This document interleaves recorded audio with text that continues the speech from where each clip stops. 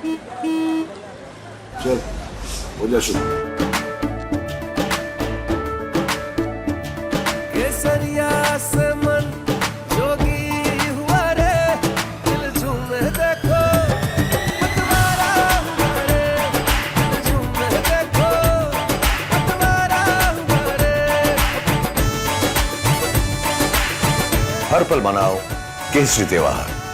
विमल, बोलो जुबान केसरी। नहीं, देखिए एक दूसरे से मिलने में क्या है, बहन भाई हैं, मिलना भी चाहिए, कोई बुरी बात नहीं है।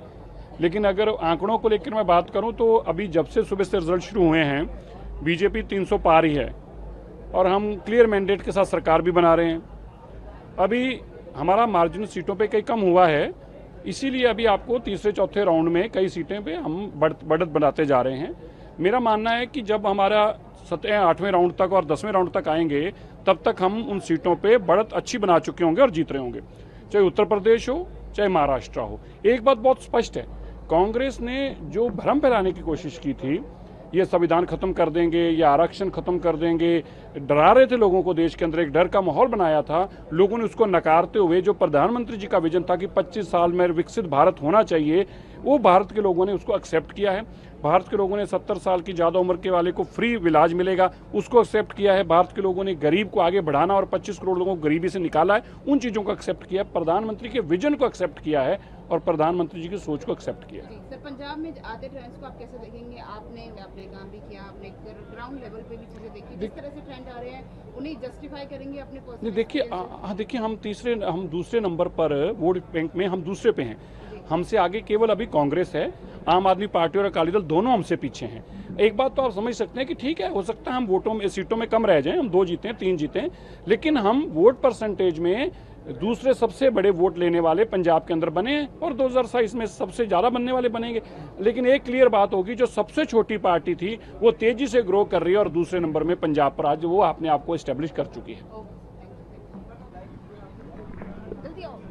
बात की जाए तो 6-1 का फिगर जो अभी आ रहा है उसको कैसे देखिए, कुछ जो रुझान आ रहे हैं, सामने आ रहे हैं, जाहिर सी बात है इसमें जो खासतौर से यूपी से वो चिंता का सबब ज़रूर है, लेकिन मुझे पूरा यकीन है कि इस बार फिर से मोदी जी की सरकार बनेगी, तीसरी बार कि फिर से देश देखेगा उनको प्रधान सेवक के तौर पर, सबसे बड़ी पार्टी के तौर पर भारतीय जनता पार्टी। और जाहिर है कुछ रुझान हैं जो अपसेटिंग हो सकते हैं, जो हमने एक्सपेक्ट नहीं करे थे, हमारे उम्मीदों के हिसाब से नहीं है, लेकिन तब भी मैं आपसे बताऊंगी कि अभी बहुत सारे राउंड्स होने हैं और तस्वीर बिल्कुल साफ हो जाएगी कि जाहिर सी बात है जितनी हमारी उम्मीद थी उससे कम हम देख रहे हैं कुछ जगह से जो रुझान है, लेकिन साफ तौर से मुझे दिख रहा है कि हम फिर से हम लोग सरकार बनाएंगे। दिल्ली के ट्रेंड्स को मैम कैसे देखें? आप दिल्ली में रहे थे, आपने बहुत ग्राउंड लेवल पे भी काम किया, हमने देखा कि किस तरह दिल्ली में मुझे लगता है 7 सीटों में भारतीय जनता पार्टी आ रही है।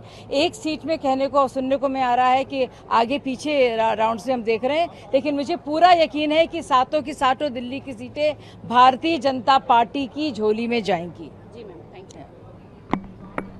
Coming and as we can say we as per the trends there is a close fight and we are like BJP is leading, but somewhere India Alliance is also hoping good for their future. There is no close fight. 3 things are clear. Number 1, NDA is forming the government. Number 2, Prime Minister Narendra Modi is scripting history by swearing in as a Prime Minister for the 3rd time.